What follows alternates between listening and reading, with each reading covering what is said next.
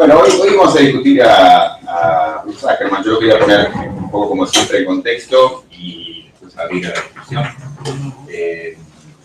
Estamos siendo grabados, creo que mejor que la otra vez, creo que aparecemos varios. Sé que la vez pasada solamente la cámara me tocaba a mí, que era un papelón, pero no, creo que estamos bien. Y bueno, Bruce Ackerman hace 30 años que está con este proyecto. Él ha trabajado, sigue trabajando sobre distintas áreas del derecho constitucional. Lo hemos conocido por sus trabajos, bueno, sobre propiedad, por ejemplo. Curioso, digamos, lo mismo que Waldron, muchos de sus trabajos fundacionales fueron sobre el tema de propiedad privada y una crítica a la noción de propiedad, un repensar la idea de propiedad. Y después un gran libro, estamos haciendo un primer intento para ver si se lo puede traducir, que es Social Justice in the Liberal State, Justicia Social en el Estado Liberal, que es muy bueno, digamos, que es un poco contemporáneo, bueno, posterior al trabajo de Rawls, pero digamos, con ese tipo de ambiciones de mostrar una visión, si se quiere, socialdemócrata de cómo pensar el Estado y con muchas intuiciones o observaciones interesantes sobre por ejemplo, el tema de la educación, etc. Intervino, bueno, con un libro, o una serie de trabajos, a mí también tuvieron que ver con un libro, en la persona me interesaron menos, del Deliberation Day, que era, sí, sobre una propuesta así un poco extravagante, diría, sobre cómo pensar una manera de hacer posible, viable, efectiva en el marco de Estados Unidos,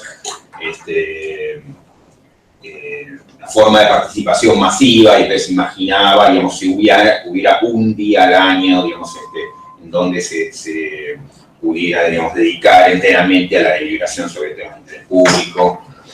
Tuvo otro libro interesante también, este último y el anterior que mencionaba, ambos en coautoría, sobre The Stakeholder Society, que es un poco su modo de intervenir en esta idea de como tener algo así como una renta básica para todos, digamos, un poco en la línea de lo que fue el trabajo digamos, muy pionero de Thomas Paine sobre asignarle a cada persona cuando llega, digamos, al mundo una determinada cantidad de dinero, bueno, digamos, que tratara de reparar las injusticias, desigualdades iniciales. Bueno, Ackerman también intervino con una propuesta en ese sentido. Digamos, ninguna de las dos me resultó especialmente atractiva. Yo creo que lo más importante, aun cuando el libro de Social Justice es muy bueno, ¿no? Digamos, lo más importante es lo que viene haciendo en esta línea de We the People. Este es el tercer volumen y van a ser 4, el cuarto está elaborando ahora.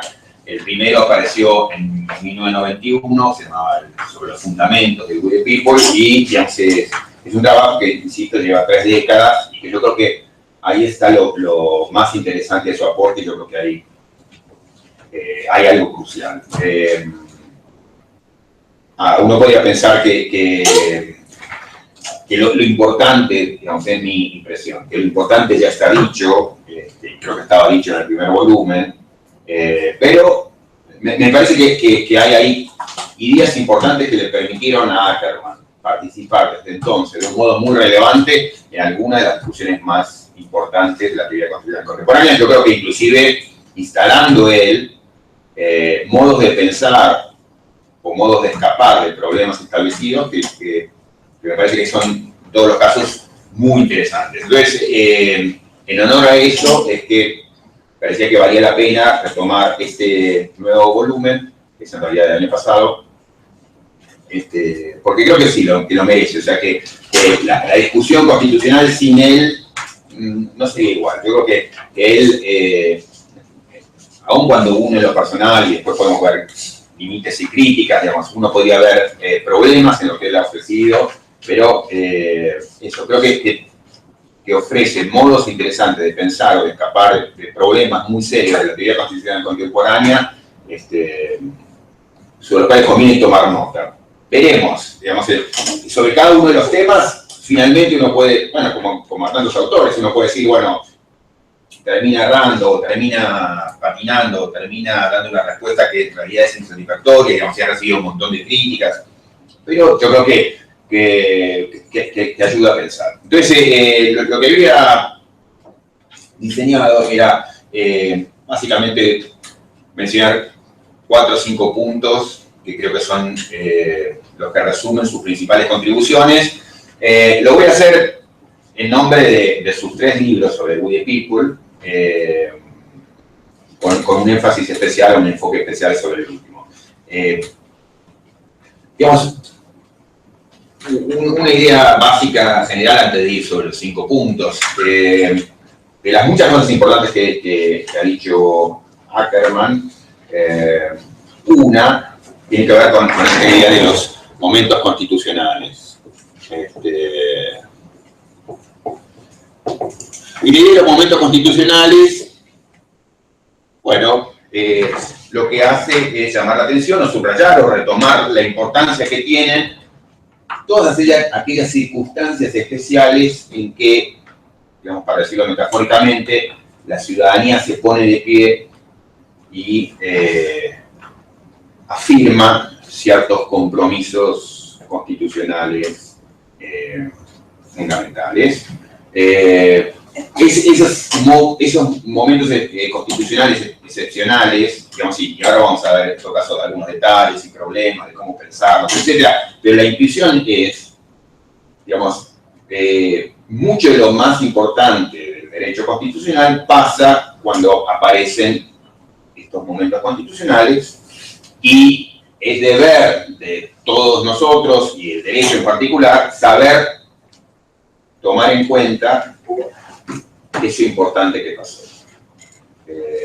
Un ejemplo para el caso norteamericano, digamos que ha sido un poco el ejemplo pero tiene varios, pero el más importante, yo creo que el más notable y el que más, digamos, claramente respalda su visión, creo que es un ejemplo particularmente interesante y rico, es el de los cambios que se dieron en los Estados Unidos en los años 30, comienzo del siglo XX, con el New Deal, alrededor del New Deal. Y ahí, digamos, un poco como lo que pasaría también en Argentina, en época contemporánea y en otras partes del mundo contemporáneamente, hubo políticas renovadas del Estado muy fuertes que implicaron, digamos, regulaciones antes, digamos, no aceptadas o no habituales. Sobre eso también se pueden poner entre comillas, pero como si fuera una nueva manera de acercarse el Estado a la propiedad. Típicamente, en el caso del New Deal, decenas de leyes, centenares de leyes, digamos, en realidad, sobre salario mínimo, sobre Estado invirtiendo en la economía, sobre el Estado estableciendo digamos, condiciones especiales para el trabajo que impedían que los niños trabajaran, o que, digamos, regulaban lo que tenía que hacer el trabajo de las mujeres digamos, en el mercado. Digamos, proteccionismo, leyes laborales, leyes de protección laboral, etc. Entonces, hay una batería de normas que aparecen en la época del New Deal en los años 30, que es totalmente excepcional respecto a lo que había, totalmente distinto, y que, digamos, el derecho no se supo recibir bien. Digamos, en el caso de los Estados Unidos, la historia típica es las primeras 200, o al menos 200 leyes importantes promovidas en la época de Roosevelt, o sea, en un intento de reconstrucción después de la tremenda crisis, porque de eso hablamos, o sea, son leyes que vienen a reconstruir, a evitar, digamos, la quiebra económica, política, social. Ese intento muy fuerte de la política de intervenir en el ámbito social, económico, etcétera, es resistido, en particular, muy en particular, judicialmente, muy en particular a nivel de la Corte Suprema. En Argentina no es difícil entender eso porque, digamos, tenemos un paralelo bastante importante y bastante rico que es, digamos, igualmente llamativo, que es la Corte Bermejo, que resiste durante muchos años desde una doctrina muy imbuida por el viejo Alberdi, o por ciertos escritos de Alberdi, una parte importante de los escritos de Alberdi, en nombre de esos escritos de Alberdi, sobre todo, digamos, Mascarón de proa, de una visión muy pro propiedad, y entonces diciendo es inaceptable que se regule el precio de los alquileres, o que se regule el precio del azúcar, o que se regule...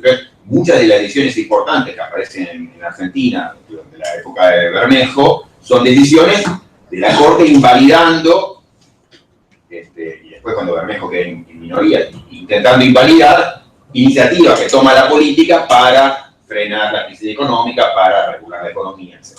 Entonces, hay un paralelo muy fuerte con el caso de Argentina, como puede ver con otros países, y esa perplejidad del derecho, que más que perplejidad fue una resistencia directa, activa del derecho, expresado especialmente en la Corte Suprema, frente a las iniciativas de la política, es muy revelador porque muestra que, digamos, los intérpretes principales del derecho, ejemplificados aquí con los supremos, digamos, jueces, los jueces de la Corte Suprema, se resistían a ver que la política pudiera tener el derecho de hacer esto que hacía. Porque en nombre de, tema que digamos, nos lleva a uno de los tópicos que me interesa tratar, en nombre de una cierta interpretación de la Constitución,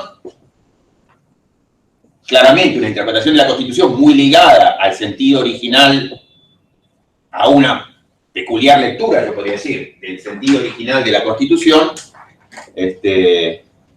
entonces, invalidar estas reformas, digamos, lo pongo en términos más o menos burdos, pero tampoco son tan diferentes de lo que en realidad ocurrió. Digamos, Bermejo, en el caso de Argentina, diciendo, bueno, si tenemos dudas sobre qué es lo que dice la Constitución en cuanto a su programa económico, vamos a Alberdi. ¿Qué decía Alberdi? Alberdi era totalmente antiestatista, por lo menos tiene una larga etapa, muy fuertemente antiestatista, muy fuertemente, si se quiere, spenceriano, muy fuertemente, digamos, el Estado es el enemigo, digamos, el Estado es el opresor, el Estado, digamos, solamente puede dañar la economía, etc. Entonces, bajo esa lectura dicen, Bermejo, insisto, digamos, lo presento un poco burdamente, pero en esencia es lo que ocurrió, si tenemos dudas sobre lo que dice la Constitución, hay que mirar atrás.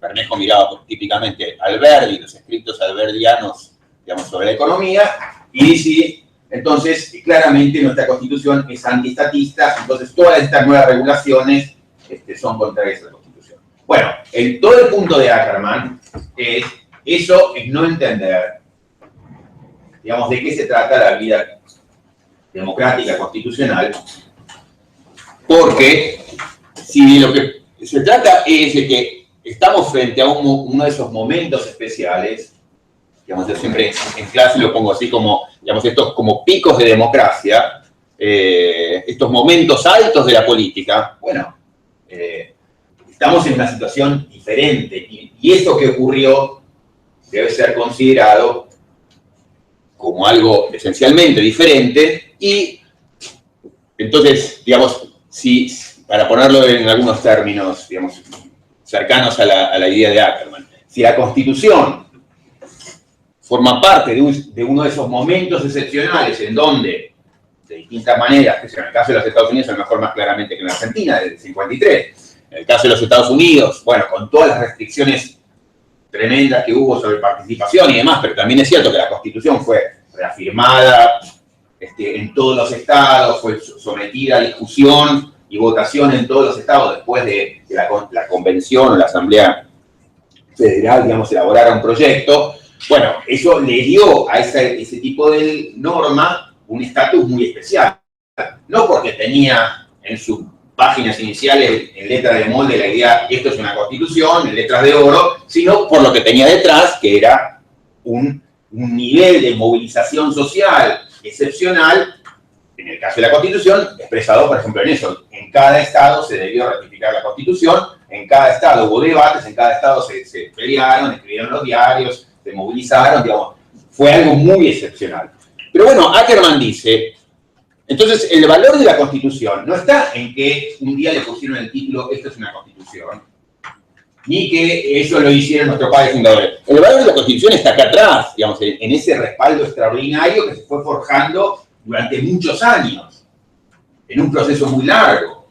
Lo importante entonces es, lo que le da valor a la Constitución es el proceso que lleva a la creación de este texto o este tipo de normas. Bueno, pero lo que dice Ackerman entonces es, esto ocurrió, esto es un momento constitucional, esto es un momento excepcional.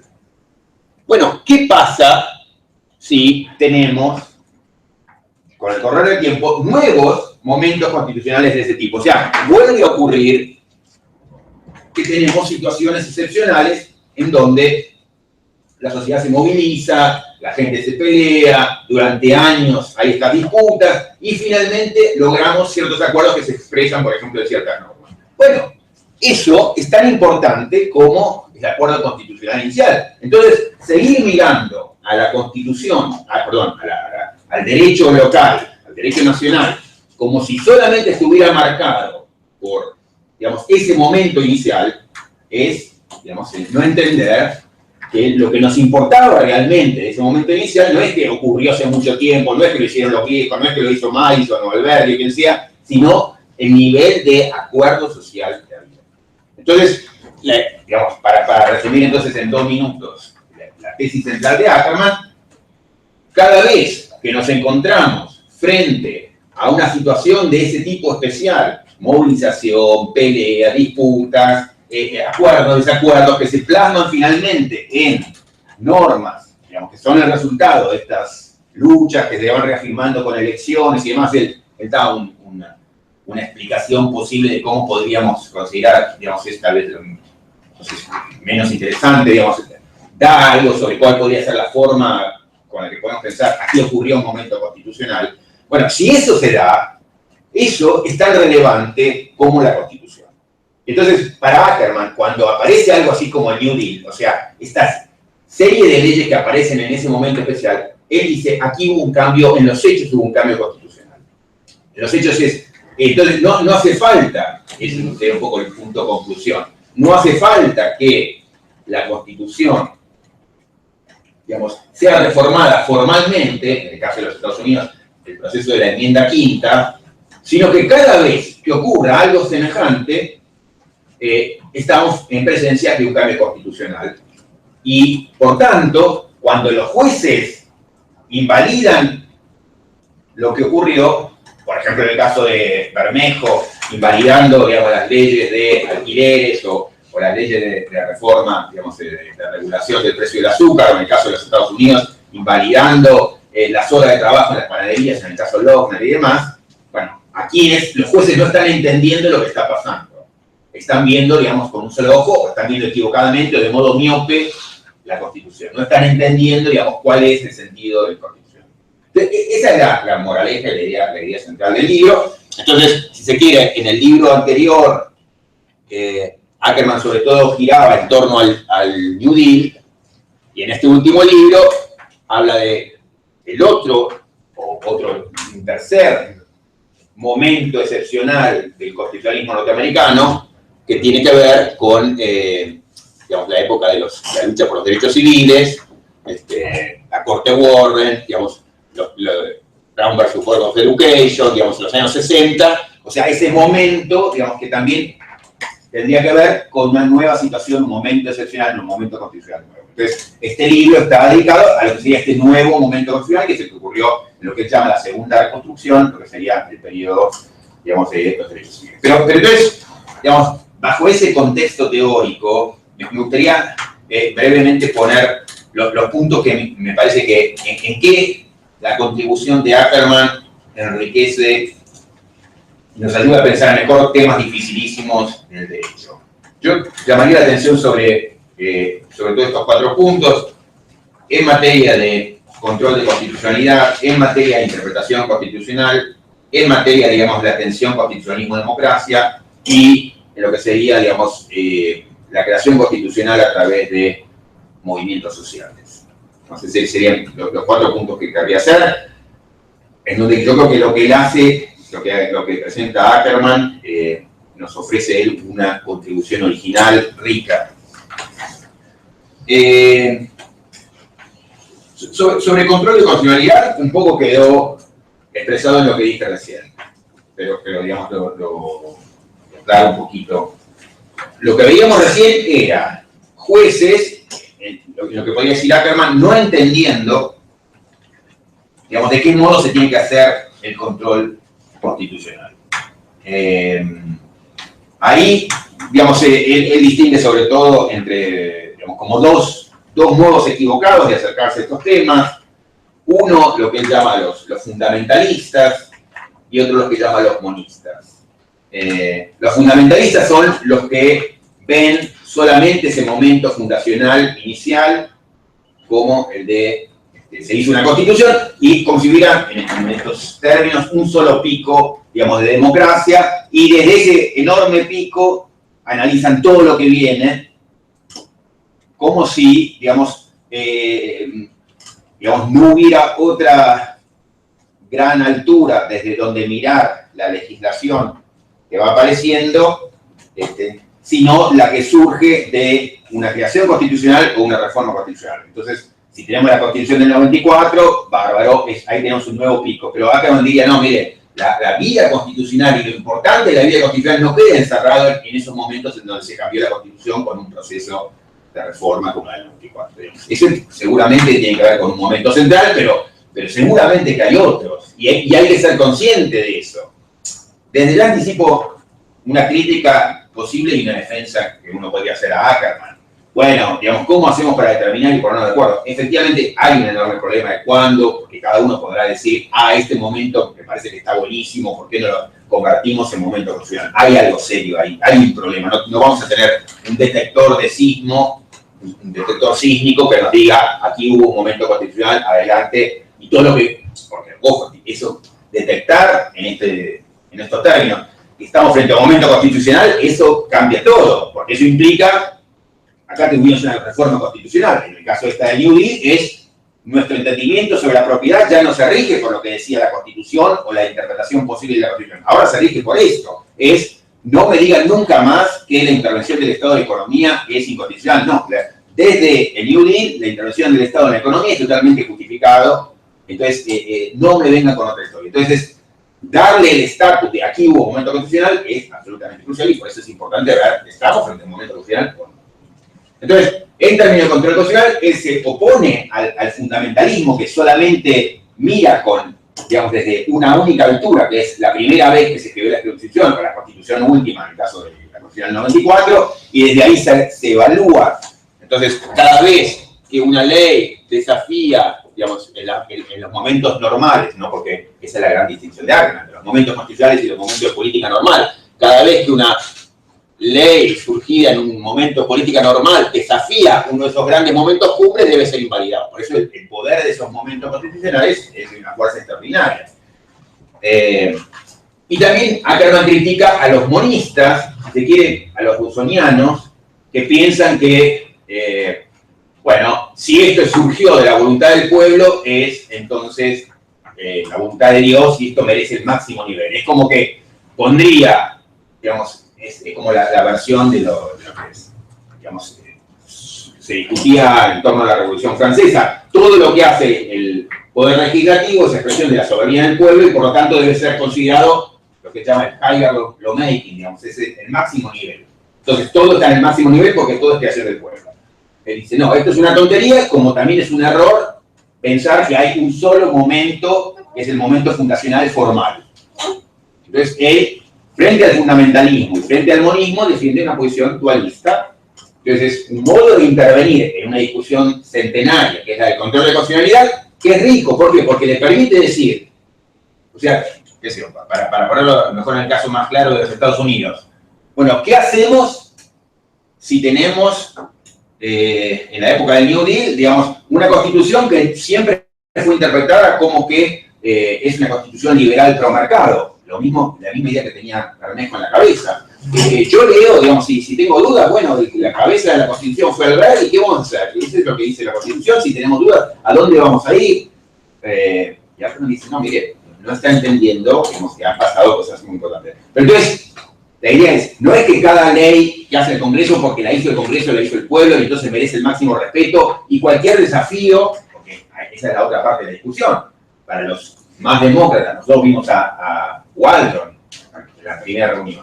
Para Waldron, digamos, un poco la idea, digamos, una versión, si se quiere, empobrecida de Waldron, pero diría eso, es lo que hace el pueblo, digamos, cuando el pueblo habla, cuando la política habló, bueno, no hay en democracia nada más importante que eso, que es el pueblo hablando.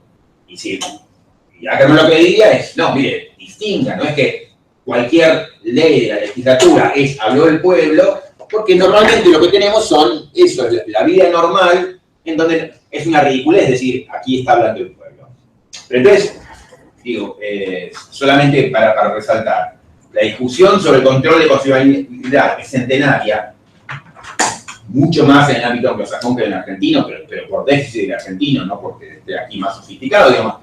Falta muchísima discusión, y en todo caso, en esa discusión centenaria, Ackerman interviene de un modo interesante, porque dice, se están equivocando todos. Los que piensan la Constitución solamente, digamos, de un modo fundamentalista, y los prodemocráticos que piensan que cada vez que habla de legislación habla del pueblo. Ni eso es cierto, ni es cierto que el pueblo habla una sola vez. Ni habla una sola vez, ni habla todos los días. Entonces, cada vez que podemos decir, habló el pueblo, ahí sí hay que tomarlo como relevante. Entonces, es una intervención, yo creo que interesante, sobre una discusión centenaria. De la mano de esto, digamos, ¿todo bien? De la mano de esto, otra discusión importante, decía, era esta sobre las tensiones entre constitucionalismo y democracia. Otra vez, digamos, y eso algo habíamos visto cuando vimos la sesión sobre Walker. Ahí, digamos, tenemos al menos estos dos valores que nos interesa a todos, digamos, mantener juntos, y que respaldar, tomar en serio, etcétera, pero que tenemos dificultades en poner juntos. Digamos, ¿cuándo es que los derechos y por qué razón merecen una máxima defensa? Digamos, qué sé yo, para los que estén un poquito más entrenados en la discusión de teoría jurídica, Dworkin, en una versión no boba, digamos, tiene una defensa muy fuerte de los derechos como carta de triunfo, la idea de que los derechos, digamos, si uno tiene un derecho, es una carta ganadora, y entonces si el 99% de la gente se le pone en contra, uno, si es efectivamente un derecho, por ejemplo, el derecho a no ser torturado, el derecho a la integridad física, el derecho a no ser discriminado, levanto la carta y gano, si es que se trata de un derecho. Tiene que ser eso, y es una carta ganadora. Ahora, la idea de los derechos como carta ganadora es, como siempre sabemos, muy complicada, porque a todos nos interesa decir que los derechos son cartas ganadoras, importantísimas, hay que defender las minorías y demás, pero tenemos desacuerdos absolutos sobre de dónde salen los derechos, de dónde surge la fuerza de los derechos, quién determina, porque qué sé yo, decir que yo tengo mi derecho a libertad de expresión, está bien, pero ¿qué quiere decir que tenés derecho a libertad de expresión? Que si alguien te criticó porque sos funcionario, no te pueden criticar, o si alguien mancilla tu nombre por ser el funcionario público y te la tenés que bancar, no sé, no sabemos, tenemos que discutir eso, entonces no es obvio cómo resolvemos nuestro desacuerdo sobre eso. Y si le vamos a dar a los derechos la fuerza extraordinaria que queremos darle, bueno, tenemos que saber decir por qué es que los derechos van a tener la posibilidad de ganarle y torcerle el brazo al 99% de la población. O sea, entonces es esto, a todos nos interesa muchísimo, digamos, decir que los derechos son muy importantes, pero hay un tremendo problema que tenemos, sobre todo frente a nuestra discusión por los más democráticos, que es decir, ¿por qué, digamos, gano yo con mi carta de triunfo y no ustedes, 99% de la sociedad, que están en contra de lo que yo pienso? ¿Por qué, digamos? Entonces, hay un gran problema para ver de dónde sale la fuerza de los derechos. Y, como siempre hablamos, digamos, con la gente que cursa conmigo, que trabaja conmigo, digamos, no basta con decir, bueno, los derechos están escritos en la Constitución, porque eso es como decir, los derechos tienen, digamos, son cartas ganadoras contra las mayorías, porque los determinó la mayoría, y entonces, además fueron escritos por la mayoría, que son los principales amenazadores de los derechos, son los que van a escribir los derechos, cosa que entonces genera una serie de paradojas y preguntas, digamos, muy difíciles de resolver. Entonces, ahí hay otro gran dilema de la teoría constitucional contemporánea, es cómo pararse frente a esa cosa, esa situación. Digamos, ¿queremos proteger derechos o queremos proteger la democracia? ¿De dónde sacan la fuerza de los derechos? Y bueno, Ackerman tiene una respuesta, ofrece una respuesta que es bastante interesante y que es la idea de los derechos y la idea de la democracia van juntas. Por eso, digamos, en el gráfico este simple que poníamos ahí, los momentos de pico democrático son los momentos de creación de derechos. Entonces, frente a que me dice, uy, estoy preocupado, digamos, yo juez, porque, digamos, quiero defender los derechos y me dicen, de ese modo usted es un antidemocrático porque, digamos, está dispuesto a torcer el brazo al 99% de la sociedad en nombre de unos derechos que no sabemos de dónde salieron.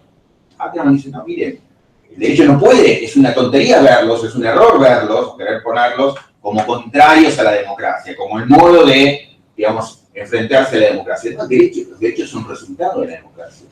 Son resultados no de la democracia de todos los días, son resultados de los momentos excepcionales de democracia. Entonces, ¿por qué merecen fuerza? Merecen fuerza por su pedigrí democrático, por su altura democrática, por su, digamos, su componente democrático. Entonces, no me pongan a los derechos en contradicción con los compromisos democráticos. Otra vez, yo creo que es una gran respuesta a un tema dificilísimo. Insisto, sigue teniendo primacía absoluta dentro de la discusión de teoría constitucional contemporánea, y Ackerman dice algo interesante al respecto, y dice algo que nadie ha dicho, o que en Harvard, más y la idea de la co-originalidad, de democracia de derechos, digamos, hay algo así, pero Ackerman, digamos, involucra esto dentro de la historia constitucional de un modo que yo creo que es potente. Digamos, cualquiera de estas discusiones podemos retomarlas y tratar de profundizarlas. Una tercera discusión, el tema de la interpretación. También el derecho, la teoría constitucional en particular, está acogotada por una discusión tremenda y dificilísima de resolver sobre cómo pensar la interpretación constitucional. Acá mismo, digamos, empezábamos a ver los contornos de las dos respuestas extremas que habitualmente marcan el campo cuando pensamos en la interpretación, y las dos respuestas son tan influyentes, tan importantes como malísimas. Una, la del originalismo, la otra, la del mantener vivo el texto de la Constitución, el living constitucionalism, o actualizar el sentido de la Constitución. Entonces, qué sé yo, en Bermejo, o en los jueces de Lochner en los Estados Unidos, la respuesta era la respuesta originalista. ¿Esto qué quiere decir? La respuesta es, si yo tengo dudas sobre cómo resolver, digamos, un dilema constitucional, qué es lo que realmente dice la Constitución, por ejemplo, en materia de propiedad, bueno, tengo que ir al momento fundacional. Entonces, Bermejo iba a Alberdi, la corte, digamos, de Lochner iba a Madison, bueno, y entonces buscaban una respuesta.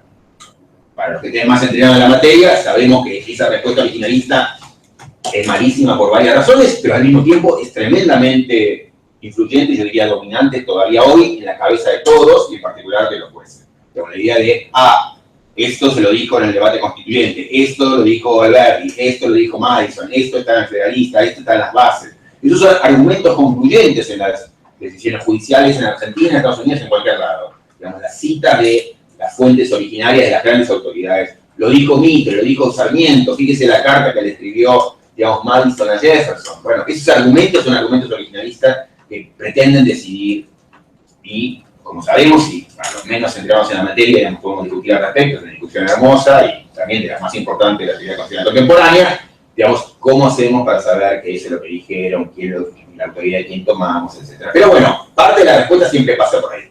Y parte de la respuesta de lo que no le gusta el originalismo es exactamente la contraria, cosa que pone al derecho en una situación de esquizofrenia absoluta, porque el derecho entonces parecería que puede ser compatible con lo que se dijo hace 200 años o lo que se dice hoy, digamos, y ser dos cosas contradictorias. Bueno, los que se apoyan en el mantener vivo el texto de la Constitución dicen lo contrario de los originalistas y dicen, no, ¿cómo vamos a dejar la Constitución atada a lo que se dijo hace 200 años? Es una ridiculez, hay que mantener vivo el texto constitucional. Y entonces, en vez de apoyarnos en lo que decían los grandes padres fundadores, lo que tenemos que ver es cuáles son nuestros acuerdos dominantes, y entonces, qué sé yo, por ejemplo, a la hora de pensar privacidad y homosexualidad, bueno, ¿cómo nos vamos a apoyar en Blackstone o en Burke o en lo que sea? No, veamos el sentido de nuestra comunidad hoy en la materia. Cosa que también, digamos, nos enfrenta a problemas tremendos de la voz de quién tomamos, expresada dónde, cómo, etc. Pero bueno, son las dos grandes líneas de respuesta. Una mirando al pasado, otra mirando al futuro. Por distintas razones que podemos explorar independientemente de Ackerman, yo creo que ambas líneas de respuestas son fragilísimas, son muy malas, y Ackerman tiene también algo que decir al respecto, y nos dice por qué el originalismo y el living constitucionalism están mal. El originalismo, digamos, es esto que tiene que ver con lo que veíamos como el fundamentalismo, o sea, la idea de pensar que hay un solo momento que es en donde el pueblo habló, y el living constitucionalismo tiene como el vicio contrario, que es no saber reconocer el valor de todas las veces que el pueblo habló, porque la idea, digamos, de los momentos constitucionales es todos esos momentos son nuestra Constitución. Digamos, entonces, el actual, o sea, el último momento constitucional, tanto como el anterior, como el primero, como el otro. Entonces, digamos, el pueblo se levantó, el Haigan Lawmaking, digamos, el pueblo puesto de pie se expresó en esta oportunidad en 1787, en 1910, en 1960, y todos esos forman parte de nuestra Constitución. Quiero decir, Ackerman ahí está también interviniendo de modo interesante en una discusión dificilísima que también la teoría constitucional viene resolviendo pésimo. Digamos, o sea, sigue empantanada de modo dramático en el no saber qué hacer en ese, digamos, fango interpretativo. Y el último punto, digamos, que yo mencionaría, tiene que ver con el tema de los movimientos sociales y la creación de derechos fuera de la Constitución. Bueno, el título que da, digamos, que identifica a toda la obra de Ackerman en esta materia es We the People, digamos, Foundations, en este caso es Civil Rights Revolution. No, pero el título que unifica es la primera frase del preámbulo de la Constitución norteamericana como los representantes, en el caso de los Estados Unidos, mucho más interesante, We the People. Bueno, el We the People de Ackerman es explícitamente contrapuesto al We the Judges. O sea, la idea muy instalada dentro de la comunidad jurídica que el derecho es lo que hacen los jueces. En ningún caso eso parece más relevante que en el caso de los derechos civiles, en donde, digamos, en la literatura tradicional norteamericana hay el embelezamiento con Brown versus Board of Education y todos los casos que aparecieron en esa época, y entonces la glorificación de la Corte Warren y los grandes jueces que cambiaron la historia de la humanidad y de la esclavitud y de la discriminación racial, etc. Entonces, esa idea de pensar que el derecho es lo que hace, lo que dice la Corte Suprema en algunos casos. Digamos, en pocos casos eso se llevó tan al extremo, hacia el ridículo, a lo caricaturesco, como en los casos justamente de los derechos civiles en Estados Unidos, con esa super glorificación que hubo sobre la Corte Warren.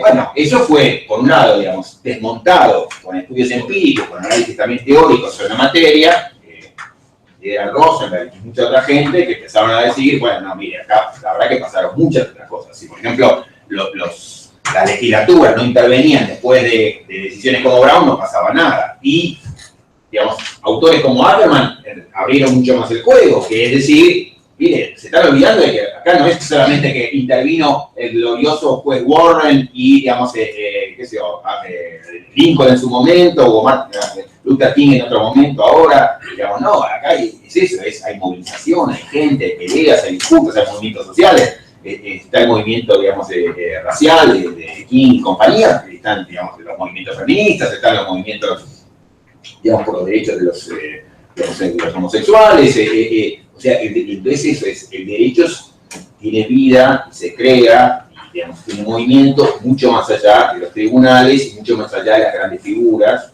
Entonces, esta idea de empezar a reconocer que, bueno, que hay mucha vida fuera de los lugares en donde están los focos puestos, digamos, tradicionalmente, digamos, sobre las grandes figuras de la Corte Suprema o las grandes estrellas, digamos, de la política, el gran presidente, digamos, etc.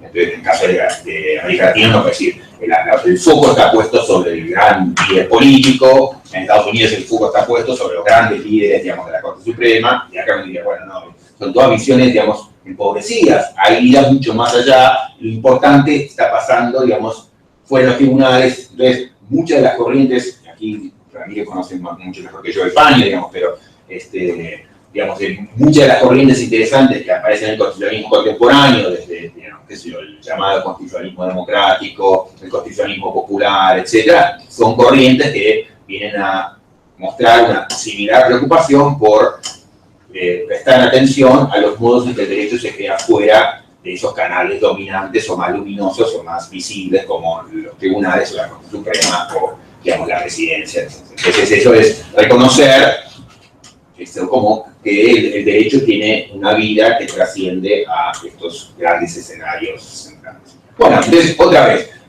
eso está hoy expresado en una literatura enorme, que ha tenido gente, digamos, contribuciones excepcionales como las de Post y Siegel en temas de llamado constitucionalismo democrático, Larry Kramer como fundador de esta corriente, digamos, del constitucionalismo popular, Jack Balkin.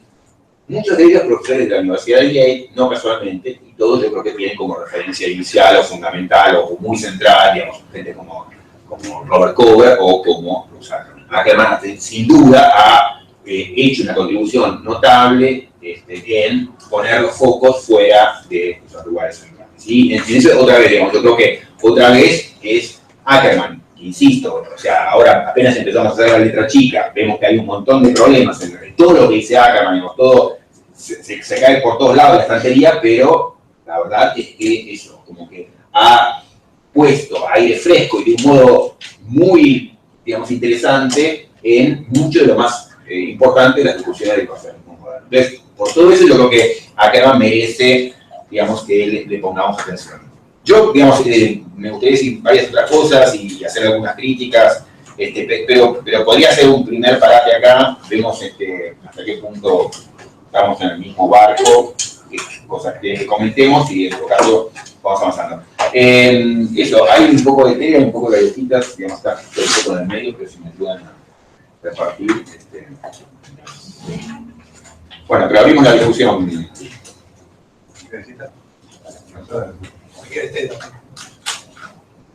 Dale, yo mejor te pido un té. Está allá, pero... Dale, bueno, pero agarro uno. Bueno, ¿algún comentario? Aclaración que quieren que hagamos o pregunta que quieren que larguemos. ¿Vos cómo ves el panorama, Ramiro?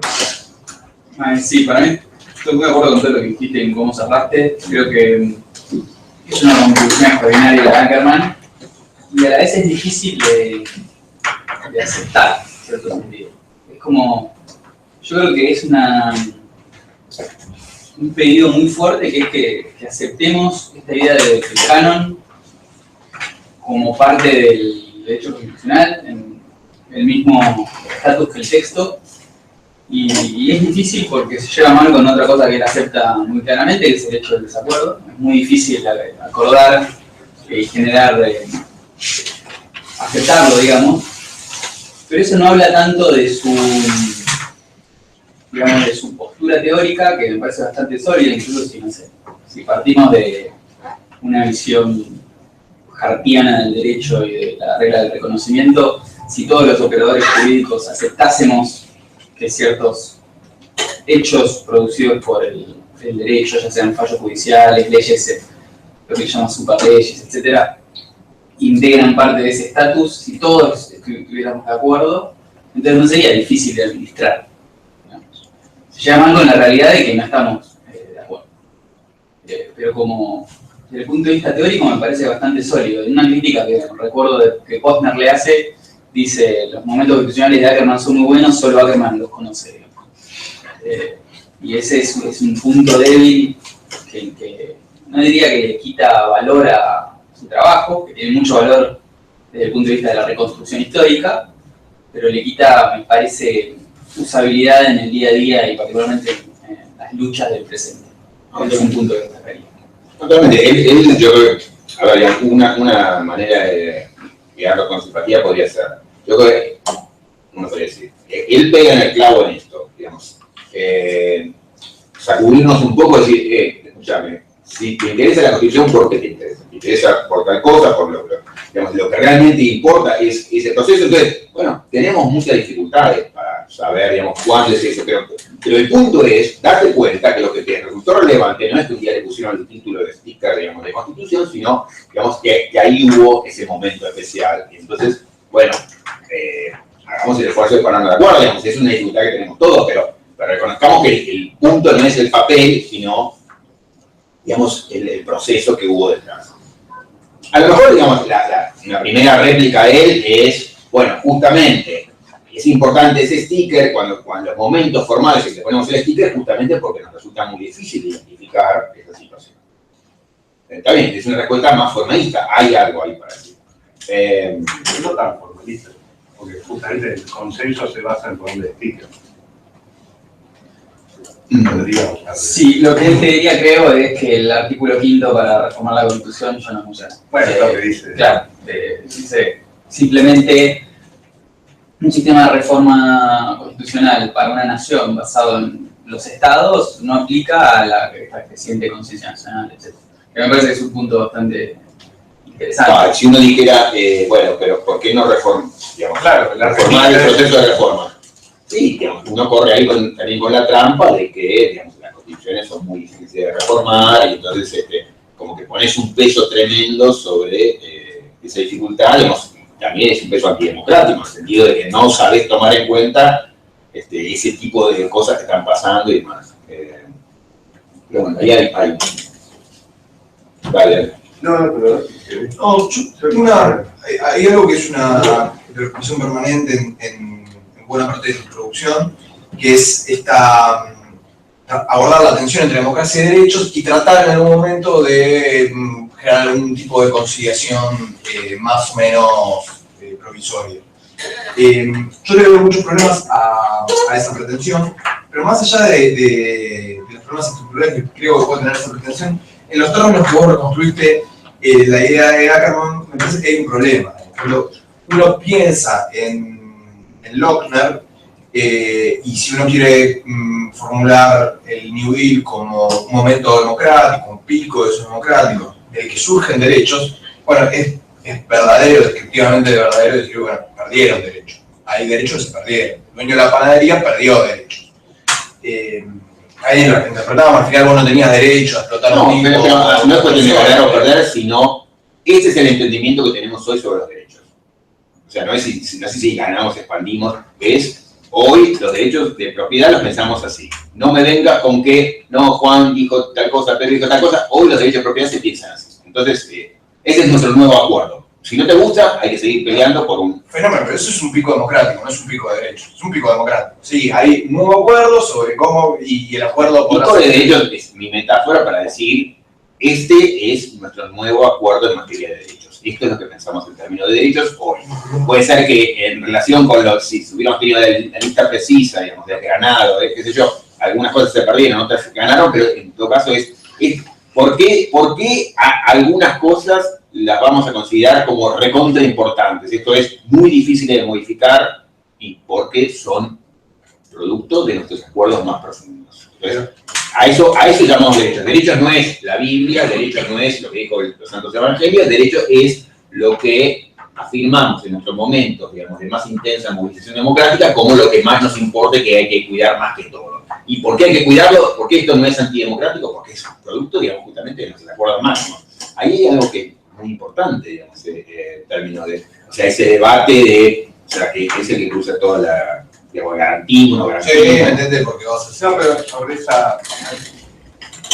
Vos ves democracia y constitución, la igualdad como un puente entre los dos. Ahora, si la democracia le lleva puesta la igualdad, ¿qué hacemos? Digamos, en eso Ackerman ha intervenido, digamos, en ese tipo de discusiones. Alguna vez lo hablamos, digamos, si uno viera, por ejemplo, los contrastes entre una posición más, si quiere, liberal, igualitaria a la Nino, Dworkin o Rawls, una posición más ackermaniana, ve como dos mundos de respuestas a ese mismo problema. Alguna vez yo escribí esa cosa de Rawls puso, por ejemplo, en el liberalismo político, en su segundo gran libro, si en un momento, en una reforma constitucional muy profunda y demás, se abroga la libertad religiosa, eso hay que tomarlo como un quiebre constitucional, se terminó la Constitución, qué sé yo, es inaceptable. En el caso de Ackerman, él toma eso muy a pecho, dice, no, eso es, si es producto, digamos, de ese proceso de movilización. Primero, no creo que se dé, no se ha dado, en términos democráticos no se ha dado eso, pero no creo que se dé, pero si se da, yo me seguiré movilizando en contra y hay que seguir peleando, pero eso es la nueva ley, eso es el nuevo derecho. Entonces, él tiene una respuesta, y es una respuesta muy consistente con sus... O sea, la respuesta sería, digamos, piedra. O sea, el derecho... No, hay que seguir peleando como, a ver, digamos, como las batallas que se dan. Vamos a resistir. Pero, digamos... No, vamos a resistir, no, vamos a seguir peleando para que el derecho tenga este otro sentido. Pero en el caso abstracto, yo siempre defendí esa posición y siempre la acusación que se me dio, la contrapartida, bueno, se instaura la esclavitud de vuelta. Entonces, contrafáctico, todo lo que vos quieras, pero en el plano teórico. ¿Es derecho? No, es una pregunta muy importante. Yo lo resistiría, no importa el rebelín, si es derecho o no. Intentaré imponer... Claro, pero desde un punto tiene que importarte algún derecho. Sí, No, claro. ¿por qué? Porque, digamos, también hay cosas sobre las cuales podemos tener dudas. Y bueno, y la pelea es la pelea democrática. Entonces es, digamos, aceptar que no es que simplemente respeto a la democracia porque gano, Si que vengo ganando. No, pero si yo dejo, ya no es democrático. Venga, más levantado por ahí. Ya no sería democrático. ¿Vos resistiendo? No, si se toca la igualdad. No, pero como si todo el tiempo estamos discutiendo la igualdad. Y, por ejemplo, mira, digamos, tomar un ejemplo realista, podemos ir el ejemplo extremo, no, pero también está bien que tomemos un ejemplo extremo, pero un ejemplo realista sería, digamos, sobre acciones afirmativas. Bueno, en un momento, digamos, muchos pueden decir que la ley de cupo ahora del 50%, no, esta es una barbaridad, digamos, o entonces no aceptar eso o inclusive dar un paso más y decir, no, se terminó la ley de cupos. Bueno, eso no es la quiebra de la democracia, eso es, ganó una posición que uno puede decir es reaccionaria, pero en una disputa que merece darse, digamos, y entonces uno puede ganar o puede perder. Entonces es nuestra disputa sobre igualdad, pero no es que se murió la igualdad, no, sino en una esfera que no resulta relevante, digamos, se perdió una batalla muy significativa sobre cómo pensamos que se debe interpretar la igualdad.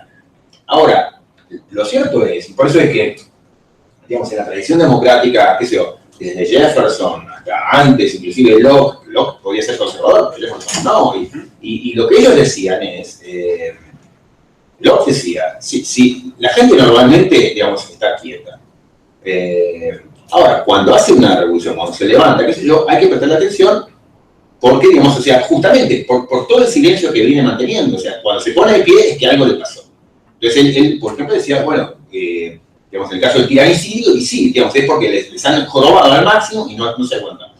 Pero él lo decía esto como conservador. Jefferson tiene una posición muy parecida, que era también la idea de tengo confianza en que las aberraciones estas que se predicen no van a ocurrir, o sea que tranquilo.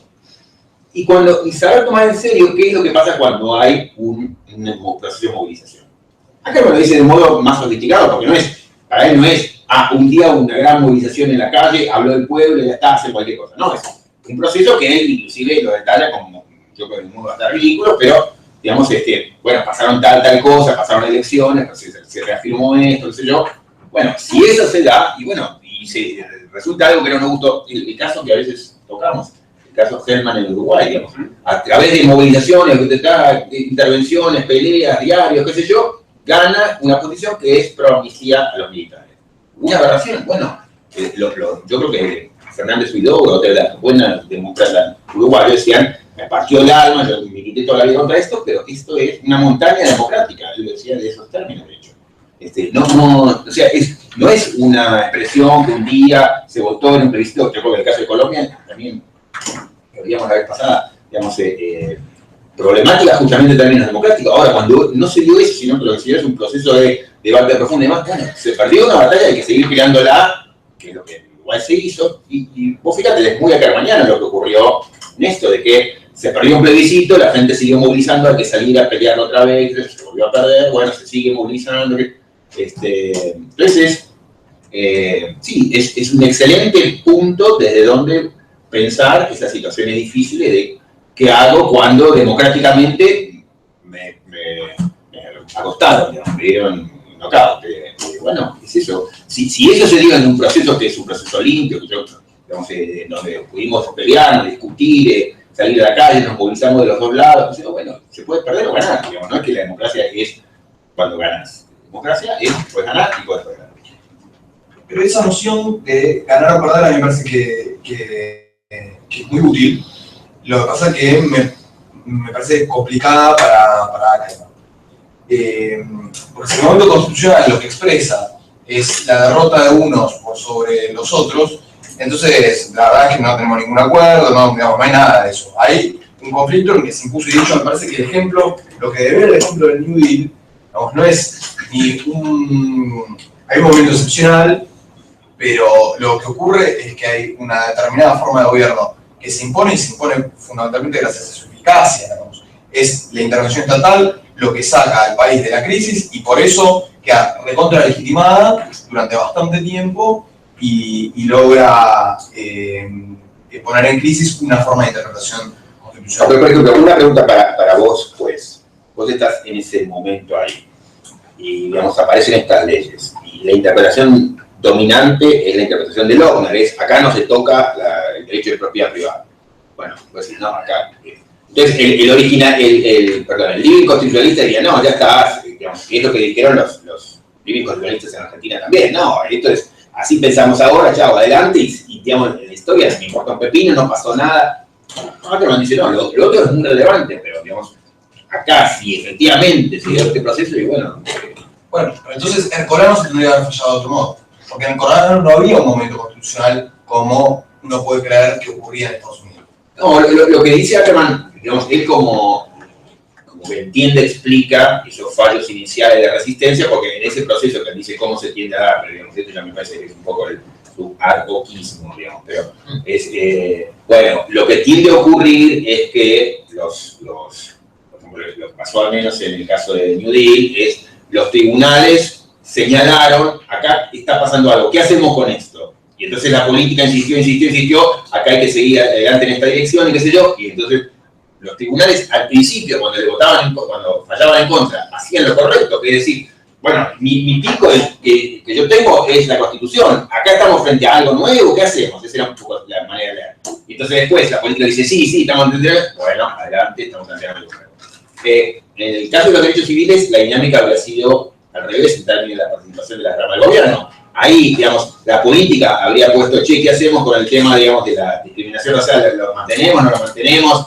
Digamos, el separado pero igual en las escuelas, y el rol de liderazgo habría sido de la Corte Warren, que dice, sí, hay que mantener, hay que digamos, romper el anterior, hay que tener un nuevo equilibrio, Entonces, así como antes insistió la política New Deal, Roosevelt, ahora insistió la política judicial Warren, digamos, es el que fue el insistidor, digamos. Entonces, en esa dinámica que describe Ackerman, entonces, las primeras resistencias se entienden porque los tipos están perplejos, ¿qué hacemos? ¿Estamos frente a algo nuevo o no estamos nuevos? Después se lo ratifican a los puñetazos, digamos, en el sentido de movilización generalizada, etcétera, elecciones y bla, bla. Bueno, estamos frente a algo nuevo, cambiamos la página. Esa sería un poco su dinámica. Que cuando la ves, me parece en ese mediano caso no es tanto de derrota y victoria, que viene, creo que a veces usa ese lenguaje, sino más de quizás de persuasión, cambio de esquema mental, de visión general sobre lo que es, en un nivel bastante amplio, digamos. ¿No? Me parece que sus momentos constitucionales derivan en una ausencia de polarización, al menos momentánea.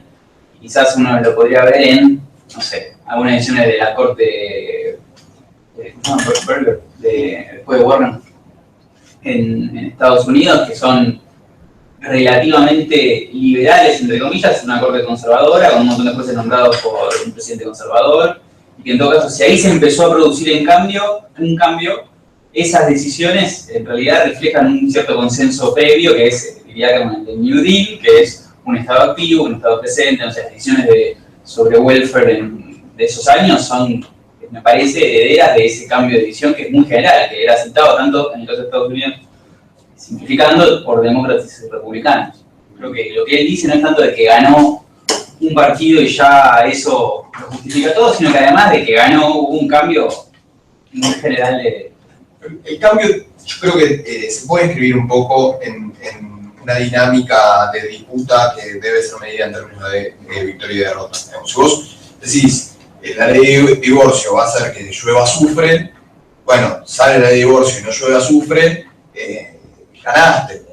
En algún sentido ganaste, y da la sensación de que justamente cuando no llovió azufre es difícil volver para atrás de eso, porque bueno, la verdad es que lo que se predicaba que debía ocurrir no ocurrió, y Estados Unidos debía girar al totalitarismo si el Estado regulaba la economía, y bueno, parece que eso no ocurrió.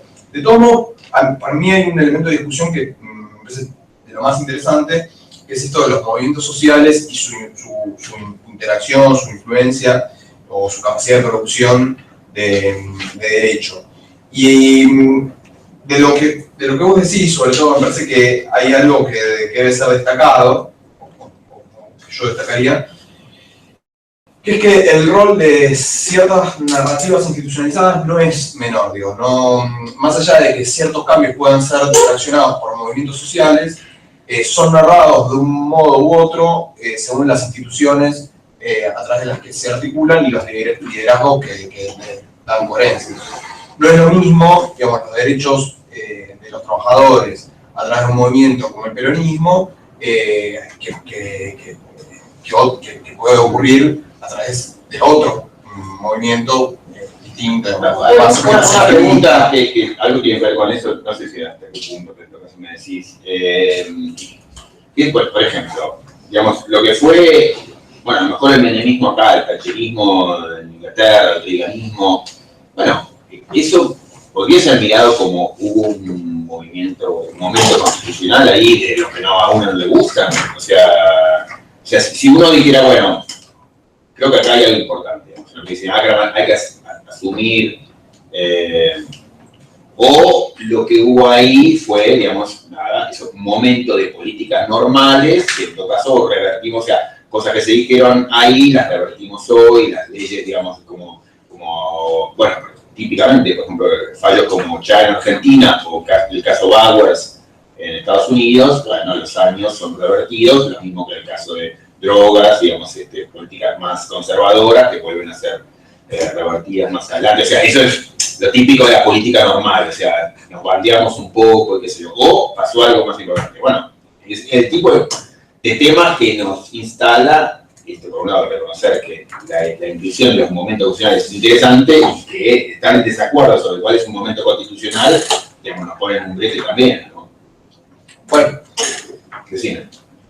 No, igual creo que voy a salir un poco del eje, porque me interesaba cuando hablamos de la interpretación constitucional, no sé si me termina de quedar muy claro cómo ve el rol de los jueces en todo este proceso, porque por un lado el juez está inmerso en la misma práctica esta constitucional, porque en realidad la decisión es en el momento donde este proceso constitucional se está dando. Entonces, digo, por un lado recibe en sus decisiones todo esto, toda la práctica que hay afuera de las movilizaciones, o dice, el derecho ahora es interpretar, este derecho ahora lo voy a interpretar de esta forma o de la otra, pero al mismo tiempo el juez mismo está inmerso dentro de esa práctica y tiene una posición dentro de esas mismas movilizaciones, quizás. Y por otro lado, a veces digo, quizás no lo estamos viendo muy afuera de esto al juez, o sea, el juez va a faltar sobre algo que ya pasó, digo, no sé si... Eso ocurre habitualmente. Sí,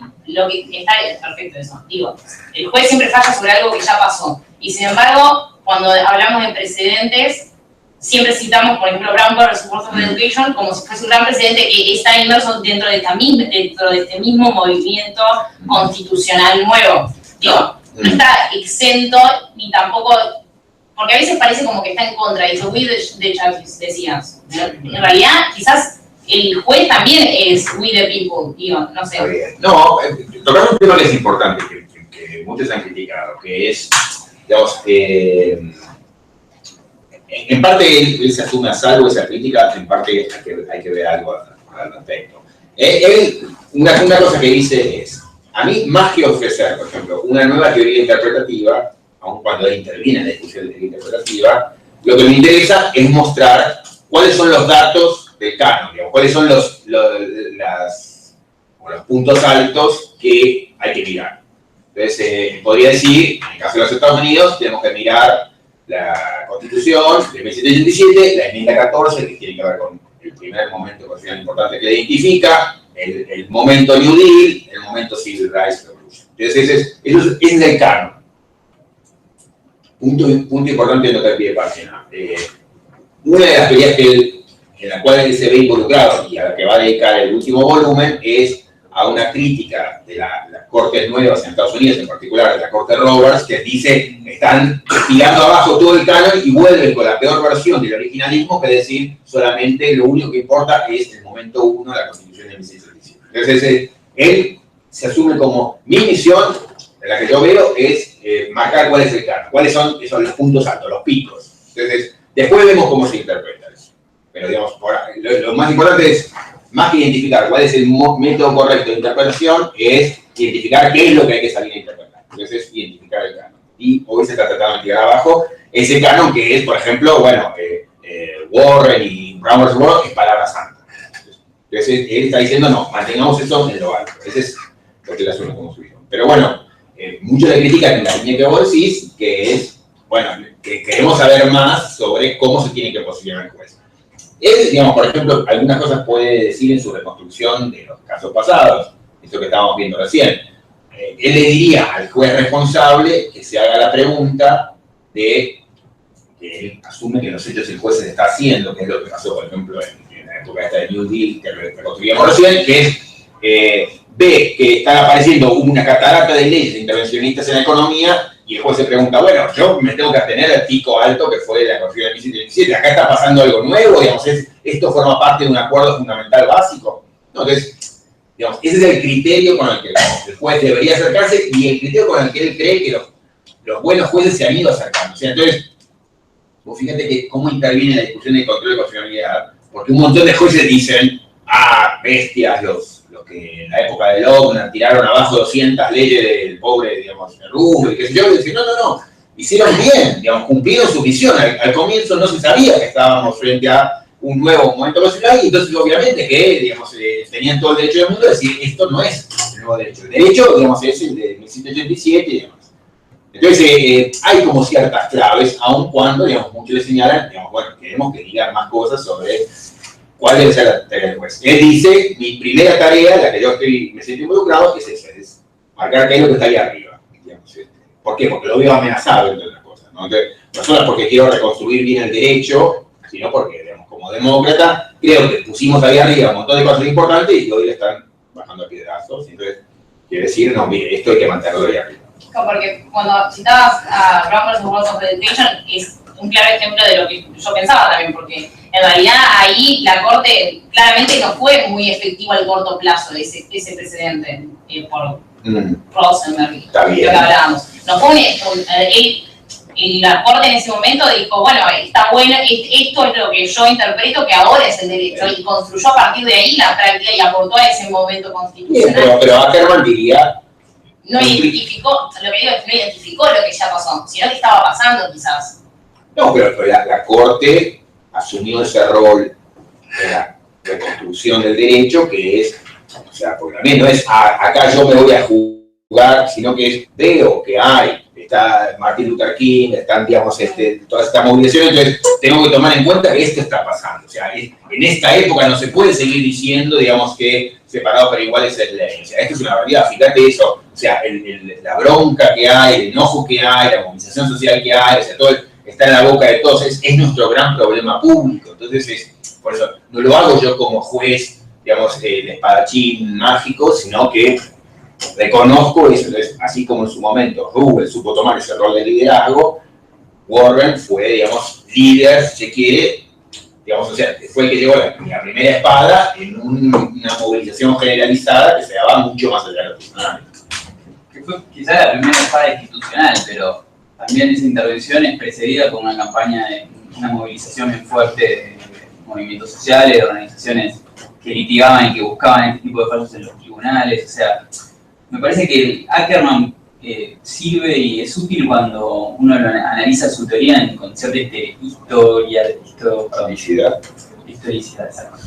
Que es Brown no es que surge así de la nada, surge de un proceso que era previo y que creo que lo que él diría en términos de cómo analizar las intervenciones de los jueces en función del principio de soberanía popular que él postula como primordial es que quizás las intervenciones de los jueces son importantes, pero lo definitorio son otras cosas, son las elecciones, son la ratificación de ciertos cambios a través de elecciones, y en su caso creo que, no sé si lo dice en el resto del libro, pero podría hablar de la elección de Kennedy, podría hablar de la sanción del Civil Rights Act en 1960 y pico. Sí, dos cosas como crítica. Una que él asume como autocrítica en el propio libro, y es, él admite, como mi libro está como centrado demasiado en Washington, porque es como si está muy centrado en las élites, a pesar de, digamos, de mi preocupación, él, digamos, está diciendo, por ejemplo, bueno, pasaron otras cosas, estuvo Luther King, pero digamos, es eso, un poco como las grandes figuras, ¿no? Los grandes activistas y no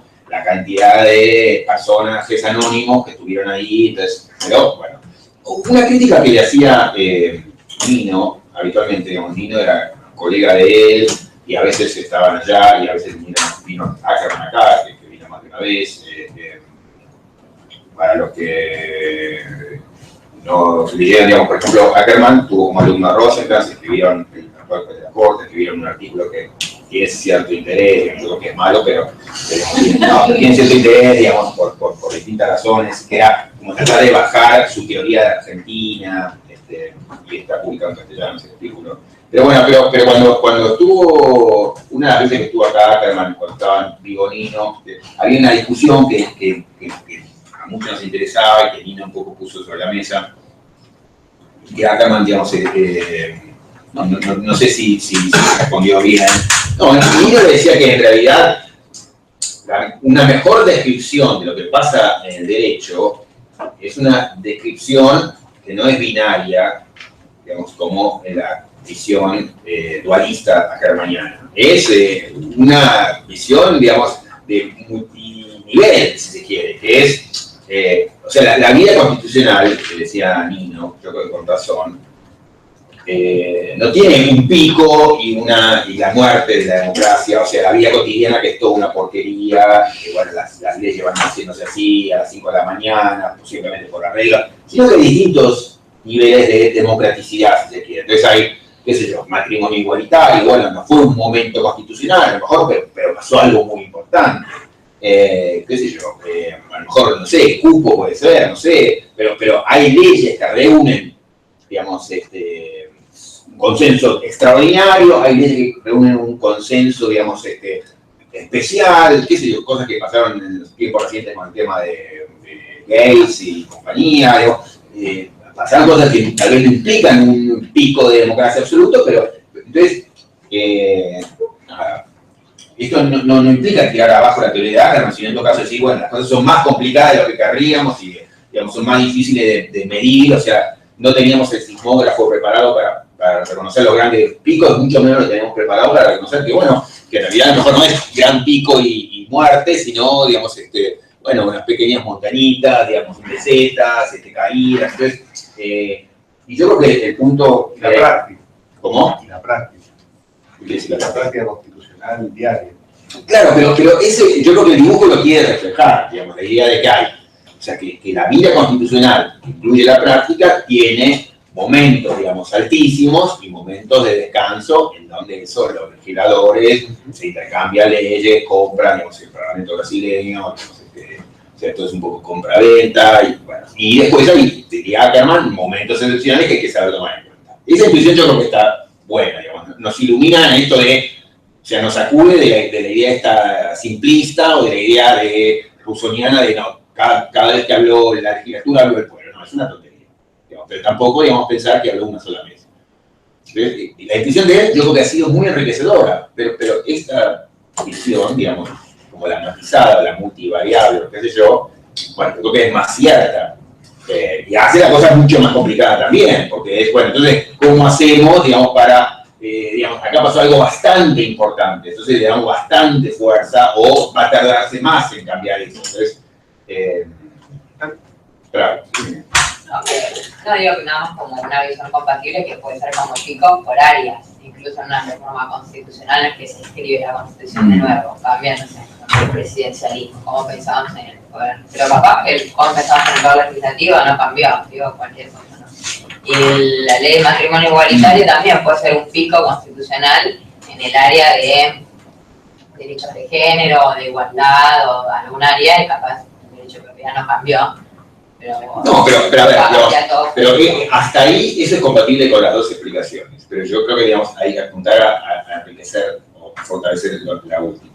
Digamos, porque él podría decir, el New Deal, efectivamente, no es que cambió toda la Constitución, cambió un punto a lo mejor de la Constitución, el punto de la propiedad. Ahí ya no podemos seguir pensando, o sea, no me sigan con la soga tirando hacia el momento inicial, porque ya las cosas cambian. Pero todo lo demás se mantiene igual, o sea, por eso es que no desapareció la primera montaña, se mantiene, solamente que ahora tiene un agujero, digamos, y ese es, hay que verlo ahora desde los años 30. Pero entonces, yo, digamos, que querría retomar la versión rica de que aceptar, bueno, a lo mejor eso, que es, digamos, es refrasear un poco lo que vos decís, pero creo que la dirección de la que iba, que es, acá no se dio el gran movimiento, digamos, de años de consenso que implicó que se ganaron elecciones, o sea, en su esquema medio torpe, digamos, que son 6 pasos, ¿no? Cosa típica de Yankee. Pero bueno, digamos, entonces un momento se señaló, después hubo una elección ganadora, después una modificación legal, después ya consolidado por una nueva elección en donde ya ocupa casi todos los cargos. Bueno, eso no pasó en el caso de Movimiento Igualitario. Pero uno puede decir, lo que pasó fue fuertemente significativo y no puede ser tratado como una modificación más, o hay que saber darle un respaldo adicional, o inclusive, no sé, porque este sería el tema, ¿no? Si hubiese una decisión judicial contraria a la ley de matrimonio igualitario, habría que desafiarla. Y si hubiese inclusive una ley, qué sé yo, una mayoría circunstancial que quiere cambiar esa ley, a lo mejor también habría que resistirla. O sea, esa sería un poco la implicación si uno dice, acá pasó algo especial, ¿no? Claro, pero ahí, sí, disculpalo. No, bueno, yo sigo, tal vez sea producto de la falta de... No, pero por eso acá la idea es como tratar de poner en un piso básico para todo, o sea que no hay... Sí, yo sigo viendo que tal vez el esquema de Ackerman cuadra muy bien, mirando históricamente, pero es muy difícil de predecir a futuro. E incluso, obviamente, a la luz de la jurisprudencia de la Corte local, uno puede decir que hay ciertos momentos, tema Corralito, que la Corte tuvo en un lustro tres definiciones distintas, Smith, Bustos y con Massa, en los cuales puede decir, bueno, ¿cuál fue si fue uno del momento, por qué se toman 3 decisiones diferentes? Pero Ackerman te diría, no fue un momento final, sino que es eso, es la política normal en la que pasan estas cosas, cualquier cosa, nada muy pensado, o producto de arreglos, así que explican que saltamos de una cosa al día para otra. Pero es cierto lo que vos decís, que su propósito no es tanto predictivo, sino como reconstrucción del pasado, pero eso dice algo respecto de lo que es prospectivo en un sentido, digamos, no predigo qué va a pasar, pero digo, si te toca un caso, por ejemplo, sobre derechos civiles, date cuenta que hoy la Constitución es protectiva, digamos, de... Entonces, en ese sentido sí te daría razón, pero no terminaste. ¿Sí? No, eso quiero decir que cómo poder identificar ciertos, que llamaría momentos constitucionales, cuando, al menos por ejemplo en nuestra historia, tuvimos varias decisiones. Tal vez imagino, bueno, el inconveniente con las retenciones, el problema del agro, bueno, fue un momento, puede haber sido un momento constitucional. A ver, digamos, en todo caso, ahí es, digamos, falta, digamos, que no haber precisado un poco más. El momento constitucional claramente no va a ser una cuestión de días, ni va a ser una cuestión de 2 meses, ni una gran ley, con mucha movilización. Normalmente implica un proceso que va a llevar años y que entonces en eso se va consolidando, o sea, como el New Deal pudo tomar años, que implicaron, digamos, días y vueltas, elecciones judiciales para acá y para allá, hasta que se consolidó que, bueno, si el Estado interviene en la economía, no está, digamos, insultando a la Constitución. Entonces eso, no confundamos una ley que hubo mucha movilización, qué sé yo, digamos, con acá habrá habido un momento social que diría, no, claramente no. Estamos hablando de cuestiones que tienen que ver con procesos, digamos, que en donde se escucha la oposición, se escucha digamos, hay elecciones en el medio, digamos, se va consolidando, y digamos, hasta que hay un consenso generalizado. Entonces, no es simplemente, pasamos por encima con esta elección, si lo ganamos y ponemos. ¿No? Es eso. Hay un punto que yo lo veo como tanto la posición de Nino que señalaba, me hace recordar mucho la posición de Civil Post, ¿no? De tener un análisis más en el día a día y ver que la cosa es más dinámica, que fluye de determinada manera, que los movimientos sociales están activos siempre, que impactan en la política, no al micro nivel, pero sí uno de los cambios profundos que Ackerman detecta, que creo que quizás ese es el punto para diferenciar. Cuando Ackerman detecta un momento constitucional es porque el cambio es muy radical. Cuando detecta la enmienda 14 es porque venimos de una guerra civil y se resuelve un tema tan profundo, no se resuelve entre comillas, un tema tan profundo como el de la esclavitud. El New Deal, un cambio radical respecto del rol del Estado, el nacimiento del Estado administrativo, del poder federal, la concentración del poder federal, etc. Y supongo que era sobre la revolución de los derechos civiles, no solamente la cuestión racial, sino todo lo vinculado a la discriminación, a los derechos individuales, etc. Creo que su teoría funciona desde lejos, desde cerca es muy difícil. Quizás dentro de 30 años podamos ver lo que estamos viviendo hoy en día como un momento constitucional, y uno puede hipotetizar. Ahora, un punto que me parece, no sé si problemático, pero particularmente me siento muy cómodo con este aspecto de su teoría, es que él hace descansar mucho la lectura sobre la existencia de estos procesos, sobre las elecciones, no está mal, pero también sobre la existencia de movimientos de presidentes fuertes, de movimientos, digamos, de presidentes que apoyan esta digamos, tendencia. Hay alguien que señala, hay elecciones que ratifican y se produce un cambio. Y esta lógica plebiscitaria que él en algún momento menciona es medio problemático porque cabe preguntarse si esa lógica plebiscitaria cumple con otros requisitos de deliberación previa, etc. O es decir demasiado que un presidente apoyado en un par de mandatos tiene el mandato del pueblo. Yo con ese aspecto de su teoría me siento medio incómodo. No, A ver, pero igual, sí. bueno, perdón. Sí. Digo, quizás si lo pienso desde el punto de vista, si tenés instituciones fuertes no me parece tan problemático. Porque en realidad la práctica se va a enriquecer de alguna manera si tenés instituciones más fuertes que puedan contrarrestar algunos vicios que por ahí señalás. Digo, no sé, voy a hablar del tema de los jueces, parece medio repetitiva, pero si hay un juez que los jueces tienen la característica que se los caracteriza como contramayoritarios quizás y por los mandatos que tienen o porque dicen, bueno, no tengo los jueces están exentos del momento político. Entonces el momento político es la movilización y el juez es el que contrarresta ese momento político porque él va a estar en la posición de decidir cuando se llega a judicializar eso que excede, como digo, no, hay algo cierto en lo que vos decís en esto. Él dice, digamos, la mirada tradicional que había sobre el derecho, en el caso de este más propio de los Estados Unidos que para acá, en cierto sentido, era, como él dice, más vinculada con la división de poderes entre Estado nacional y Estados locales, qué sé yo,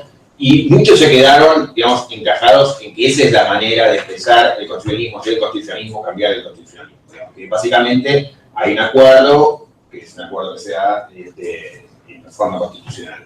Y él dice, no, la dinámica es una dinámica más, digamos, vinculada con lo cotidiano, qué sé yo, vinculada con lo que él llama con el checks and balances, con la intervención, las peleas, digamos así, los puñetazos entre las ramas del gobierno. Entonces, y digamos eso empujado, alimentado por los movimientos sociales. Entonces, tiene más que ver con esta dinámica de pelea entre las ramas del gobierno y en donde, sí, la cuestión es, por supuesto, para pensar eso en términos como los Argentina, qué sé yo, si ese esquema institucional está muy afectado, averiado, bueno, como que todo el esquema, o sea, los riesgos estos que tenía Ramiro, qué sé yo, sí se hacen como más temibles. Entonces hay una preocupación mayor.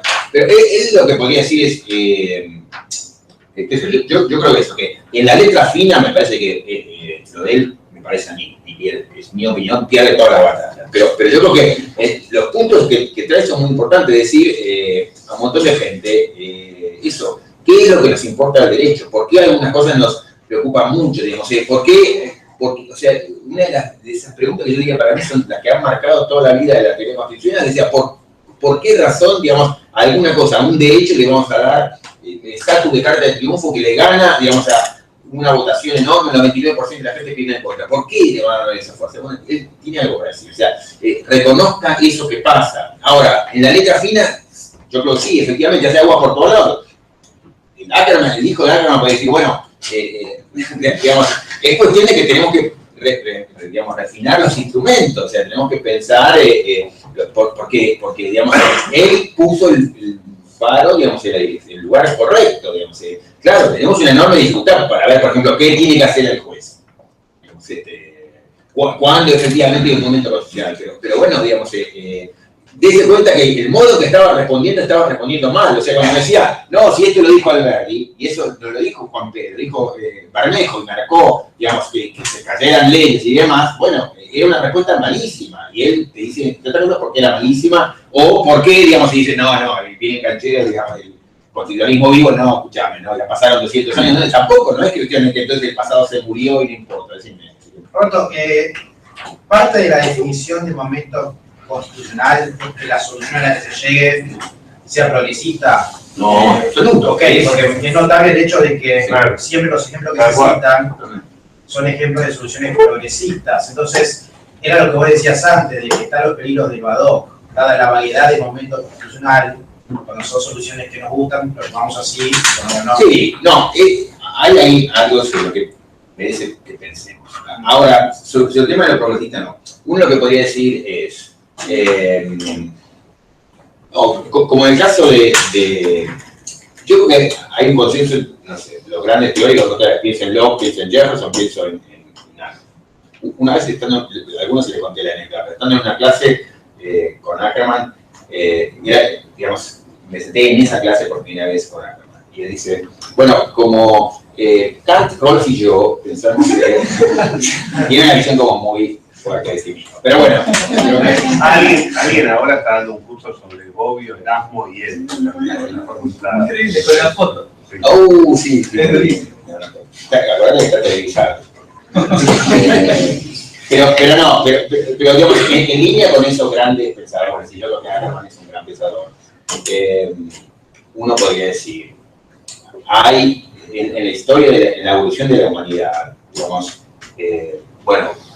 digamos, uno puede poner la etiqueta progresista en términos despectivos, pero hay algo en cuanto a avance del respeto mutuo, si vos querés, que es, por ejemplo, no ocurría si a los ciudadanos, a los afroamericanos los tratáramos como segunda clase. Entonces, voy a decir, o sea, si uno mirara en los términos despectivos, es, bueno, solamente las reformas cuando son reformas progresistas, no es, en términos, digamos, del respeto mutuo, qué sé yo, reconocemos que, qué sé yo, por ejemplo, en los años 30 había los tres momentos constitucionales. En la primera enmienda, digamos, la enmienda 14 es, reconocemos que los negros tienen el mismo estatus que los blancos. Después reconocemos que, digamos, los marginados y los trabajadores necesitan algún tipo de protección especial porque se están cayendo del mapa.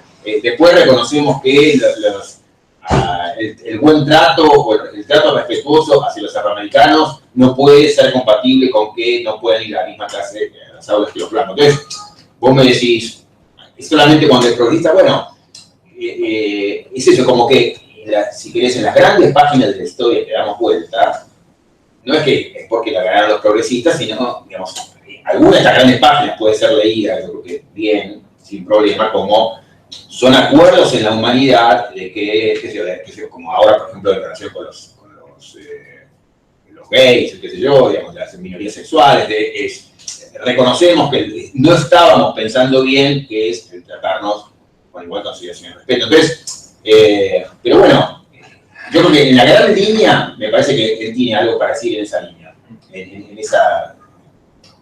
ese modo. Pero vos podés profundizar la crítica por donde ibas con este tipo de ejemplos de estilo thatcherismo, reaganismo. O sea, eso, ¿por qué ¿por qué no va a ser eso un momento social? O sea, ¿en qué sentido?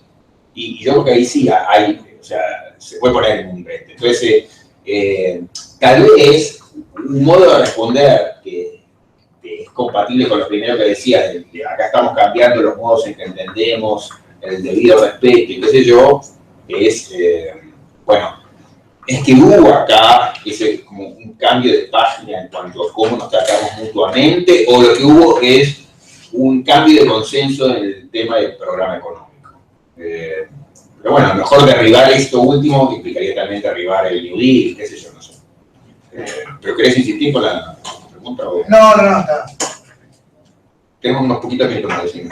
Es Después una crítica que uno podría hacer, o que siempre yo pensaba cuando leía Ackerman, es el hecho de que muchas veces puede ser que grandes masas simplemente no se movilicen con tal digamos, visibilidad por el hecho de estar resignadas o por el hecho de... Y eso tal vez es un gran problema para su teoría porque, digamos, y más sobre todo pensando en América Latina, cuando determinados movimientos que intentaron avanzar en ciertas políticas más redistributivas, porque fueron, digamos, tuvieron una respuesta absolutamente sangrienta, digo, con esa historia detrás, tal vez uno debería tener una acción un poco más, o sea, una acción positiva incluso desde el constitucionalismo para poder verdaderamente...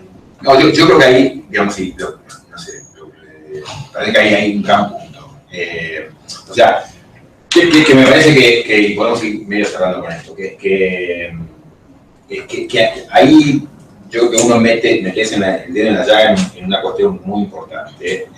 No, y que tiene que ver con su mirada también sobre la política, y esto es, a lo mejor, como Locke, digamos, él está diciéndonos algo muy importante, que es, ojo, sepa prestar atención que cuando el pueblo se levantó, dado que normalmente no se levanta, por eso la política es la chatura, digamos, es como si la línea muerta, la línea plana. Entonces, cuando se levantó, ojo, porque eso tiene que saber entender. Entonces, ahí yo creo que hay un gran mensaje de él al juez y al constitucionalista, qué sé yo, es, entienda, digamos, desperécese, digamos, acá pasa algo muy importante, tiene que advertirlo. Ahora, vos decís algo que me parece que es súper importante, y es, pongamos un poquito el ojo sobre la línea muerta, sobre la línea plana, qué sé yo. Y es, y yo creo que también es una pregunta a Locke, es, en el caso de Locke, cuando la gente entonces estaba tranquila, digamos, como muerta, eso es lo que ustedes llaman el consenso tácito. Entonces, ¿la gente está respaldando o es esto? ¿Es simplemente estar resignada o sabe que si levanto el dedo me lo cortan? Digamos, si levanto la cabeza me decapitan. Entonces, si ese es el contexto, entonces usted está dando un peso, una relevancia normativa a la situación de planura, digamos, de planicie, digamos, de no movilización, le está dando un estatus normativo que no merece tener. Entonces, bueno, yo creo que Ackerman debería reconocer ese golpe. Él podría decir, bueno, yo no puedo ir a movilizar a la gente, pero sí que yo creo que eso, como que debe cargarse de sentido, con un sentido que no tiene a eso, a la línea muerta, ¿no? Entonces, ahí yo creo que hay un punto, y ahí me parece que se nota, si querés, bueno, un poco, digamos, también una visión política de fondo de él que creo que termina por contaminar su lectura del constitucionalismo. Sí, yo creo que eso, que merece ser problematizada esa línea plana. Pero bueno, como hicimos la otra vez, digamos, podemos ir cerrando también para la transmisión, qué sé yo me quedo un rato más, pero inicialmente, digamos, si se quiere quedar un rato más se queda, pero damos por cerrar. La vez que viene discutimos entonces un texto muy lindo, un poco más viejo, es el más viejo del seminario de Jeffrey Murphy sobre castigo y desigualdad. Pero bueno, gracias a todos por venir.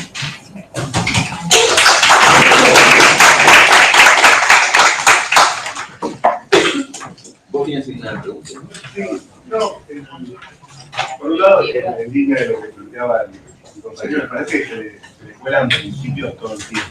O sea, porque efectivamente la elección de los momentos constitucionales marcan una mirada viola, si lo tuviera que usarlo, como para cuidar de esas montañas, es lo que bueno, se ahora ganar Trump, y gana de vuelta a Trump, y empiezan a expulsar el cartero, y bueno, eso no es un momento constitucional porque estamos en contra, entonces habría que cuidar la corte. Yo creo que como esto es Jeffersoniano, él podría decir. A mí me parece, hay que ver si eso. Me parece que no soy de nada, no mínimo. ¿Qué visión tiene él sobre qué teoría de la democracia abraza? Porque la teoría que a mí me parece muy atractiva de Ackerman, la unir con la teoría de la democracia como la deliberativa, me parece que tiene mucha más fuerza. No, tiene algo de eso. Me parece que algo tiene. Estos pasos en medio yanqui, me parece que vislumbran una teoría de la democracia parecida a la que abrazamos nosotros. No, él tiene una visión de la democracia, no sé, también, de hecho estaba en diálogo con Nino y estaba en esa época y compartiendo un montón, o sea que tiene rasgos compartidos. No, pero digamos, en línea con lo anterior, yo creo que como Jefferson, como Locke, él podría decir con tranquilidad, estoy a la espera, digamos, de un momento constitucional que rebaje derechos, que democráticamente, mayoritariamente se diga, no, perdemos derechos, o qué sé yo, o, digamos, una parte sustantiva de la población pierde derechos. Eso como que también yo creo que es un poco el punto de Sen. El proceso alemán no sería... No, pero eso fue justamente a través de modos autoritarios donde no le permitiste expresar al otro, donde justamente no hubo elección, digamos, no hubo elección. Bueno, hubo elección. No, pero justamente la elección maniatada, por eso... No, pero el proceso que vos lo ves del 19 en adelante, hay un proceso, no es que el proceso es No, pero eso el 33 o el 32. No, pero eso no niega que pueda ganar Trump, no niega que pueda perder el presidente de Colombia, no niega que pueda ganar Reagan, no niega que pueda ganar Thatcher y puede ser reelecta, digamos, la cuestión es si Hitler, haciendo visible, digamos, o Videla haciendo visible, acá estamos torturando, esta es la ESMA, donde están, digamos, desapareciendo gente, eso gana. Es más fácil porque es un gobierno autocrático que...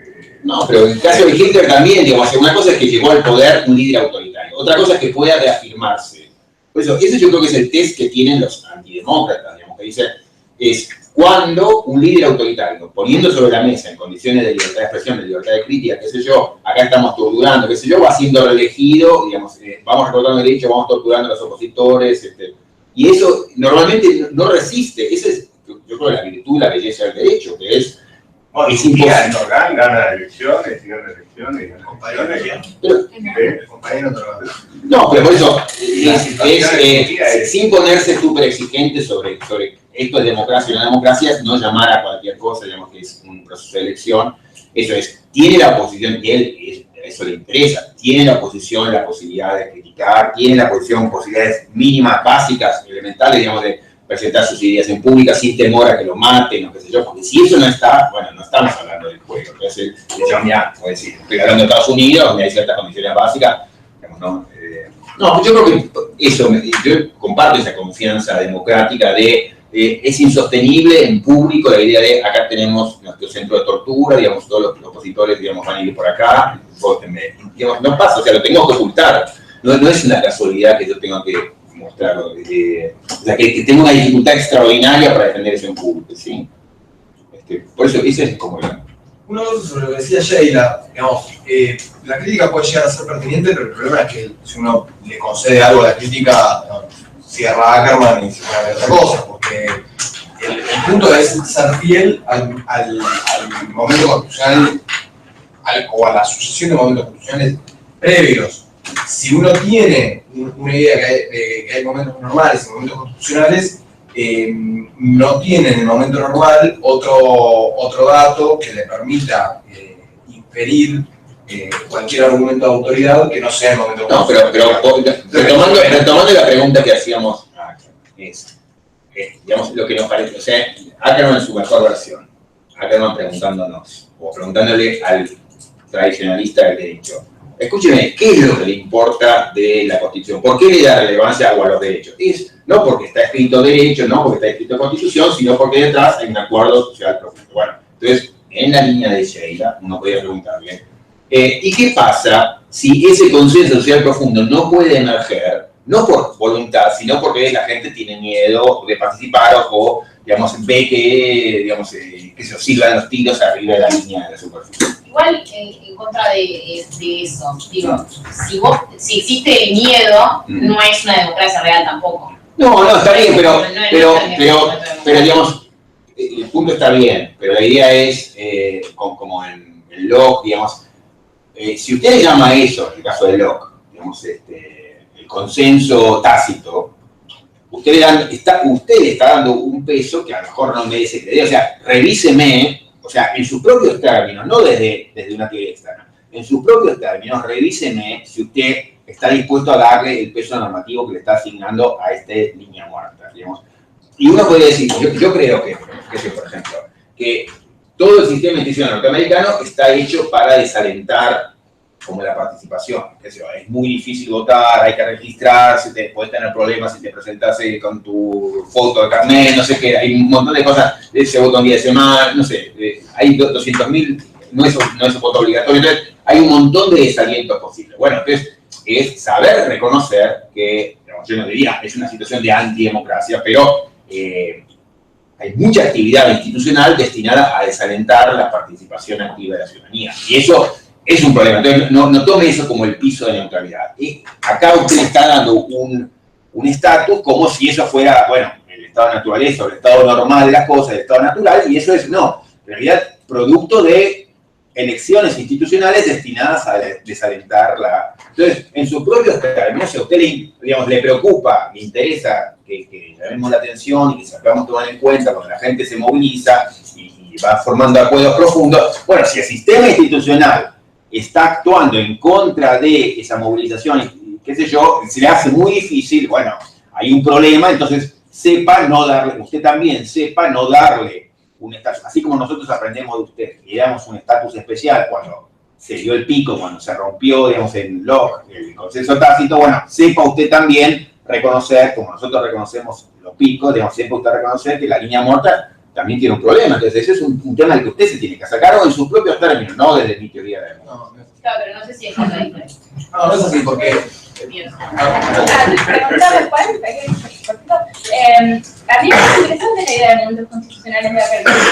Lo que pasa es que yo, digamos, me parece que hay un problema, digamos, más de tipo de sala de máquinas, que tiene que ver con a quién va a estar interpretando esos momentos constitucionales. Entonces, si hubiera, como está, y digamos, en la Constitución, tanto norteamericana como en Argentina, algo que siempre me interesa, que es el juicio por jurados, está como estaba diseñado originalmente, como que esa iba a ser la institución que iba a decidir los casos. Entonces me parece que, digamos, teniendo en miras que los juicios se resuelvan por jurados, uno puede pensar en digamos, cómo como sociedad, todos en la escuela, desde que somos chiquititos, cómo pensamos lo colectivo y cómo pensamos los momentos constitucionales y nosotros los interpretamos. Entonces, me parece interesante el concepto para el futuro diseñar instituciones. ¿Un minuto Juan o un minuto Juan? No, de acuerdo que no tengo claro, pero me parece que es un dato importante. Pero sobre la cuestión de los momentos de normalidad, el punto es que la alternativa a la que la crítica lo somete es que el intérprete de los momentos constitucionales, que ya tiene el problema de interpretar los momentos constitucionales, además tenga que interpretar qué es lo que harían los que no participan. No es un pedido al intérprete, es un pedido de constitucionalista. Es cuando usted está alertándonos a nosotros sobre qué cosa mirar, bueno, señor constitucionalista Ackerman, digamos, piense mejor su teoría en este aspecto porque le está dando un peso normativo que no merece algo que en su propio término no debería tener. Y segundo argumento es justamente los momentos normales de escasa participación son los que determinan el valor de los momentos de participación. Si fuese fácil... Claro, pero eso en la medida en que los momentos... No valdría nada. No, totalmente, pero eso en la medida en que el momento de no participación es un momento, digamos que, por ejemplo, no queremos que se modifique la Constitución. Ahora, si no modificamos la Constitución porque es tremendamente cuesta arriba y yo querría que sea fácil, bueno, entonces me está complicando la vida, digamos, en tus propios términos, en un modo que no está bueno, porque vos querés que la vida constitucional sea producto de nuestros acuerdos profundos, y se me hace muy difícil. Bueno, 30 segundos, Juan, 30 segundos. Bueno, un poco respecto a lo que decía ayer recién acerca de los juicios por jurados, quería preguntar si Ackerman, después de lidiar esta tensión entre la democracia y el constitucionalismo, plantearnos las preguntas a que si digamos, el encargado de interpretar cuáles son estos acuerdos más democráticos de todos, tiene que ser alguien, un agente que sea distinto al juez, porque me sorprende al menos que, por lo que entiendo, no, sí, no. Y me sorprende que no lo plantee cuando justamente... No lo cuestiona, se lo plantea, pero no lo cuestiona. Se lo plantea y dice, o asume que es el juez o que va a tener un papel especial. Pero en todo caso, lo que el punto es, podría decir, tranquilo, porque el buen juez es un juez que no es el que va a hacer lo que quiere que sea, sino es un juez que está, digamos, con el sensor puesto en qué está pasando socialmente, qué pasó en la historia. Pero digo, Ackerman reconoce que los derechos no son principios quizás morales que se encuentran deambulando y que tenemos que encontrar y pensar en ellos. No, justamente todo el punto es decir, acá hay una construcción colectiva de años. Compleja e internacional. Totalmente, no, en eso es el campeón. Claro, ¿por qué ellos tienen que ser, digamos, no sé, la pregunta es si él se plantea por qué ellos y no otros, por qué no el pueblo tiene que... Sí, pero digamos, eso es, digamos, a él le hace menos problema porque él está tratando de mostrar, digamos, de qué modo, digamos, está bien jugado el juego, y también un modo de decir de qué modo deberían jugar los jugadores del juego. Entonces decirle al juez, usted, digamos, si solamente mira con el ojo puesto en la constitución inicial, está jugando mal el juego. Si usted solamente mira, como miran tanto solamente en el hoy, está jugando mal el juego. Usted tiene que ser, digamos, y tampoco ser un seguidor de los movimientos sociales, simplemente tiene que saber cuándo pasan cosas importantes. Y bueno, yo le estoy dando herramientas para que sepa distinguir qué es lo importante. Y creo que las herramientas que le da son interesantes, digamos, no digo, no cierran la discusión como vemos, pero bueno, último comentario pequeñito. Perdón, Brenda. Igual es una pavada, pero por lo que decías vos, un momento tal vez, un ejemplo que tal vez puede ser interesante para pensar los momentos ya no es el artículo 2 de la Constitución para mí, como un artículo que creo que, en el que hoy creo que no hay consenso, a nadie le genera perjuicios muy grandes, porque de última se limitó muy importante, entonces a nadie le molesta mucho, nadie va a ir a manifestar para lo que no le molesta, pero en este momento ya no en relación con ese artículo por lo menos, no sé si hay consenso, y esta visión se otorga Tenemos la Ecolibre, que fue un momento en el que se recontra puso en crisis, y bueno, perdimos, qué sé yo. O lo contrario, se logró la Comisión del Digesto Público, consideró derogada el artículo 8 de la 1420 y nadie dijo nada, con lo cual educación religiosa no se cuela, andás a ver qué resuelve la Corte en el caso. No sé, claramente es un... Bueno, puede ser que empíricamente sea falso. No, a ver, digamos, qué sé yo, lo que pasa o no pasa en materia de aborto, o en materia, digamos, lo que pasó en materia de derechos civiles, o en el caso de matrimonio igualitario, etc., sugieren que hay en la sociedad una sensibilidad mucho mayor en términos de, qué sé yo, minoría, que la que los dirigencia o que el sistema institucional está autorizando. Entonces, es un ejemplo de que hay rezagos que implican, digamos, que tenemos ciertas tenazas institucionales encima que nos hacen la vida más pesada o que no permiten que nuestras vidas, digamos, forjen el tipo de acuerdos que podríamos forjar si tuviéramos las posibilidades que tenemos. Bueno, a ver si...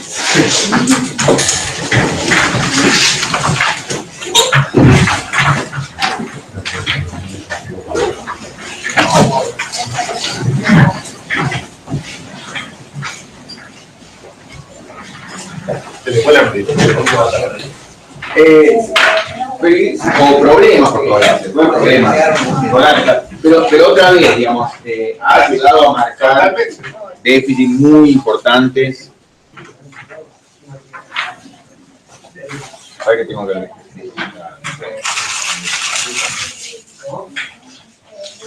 Sí. Bueno, me vale muchísimo. Gracias.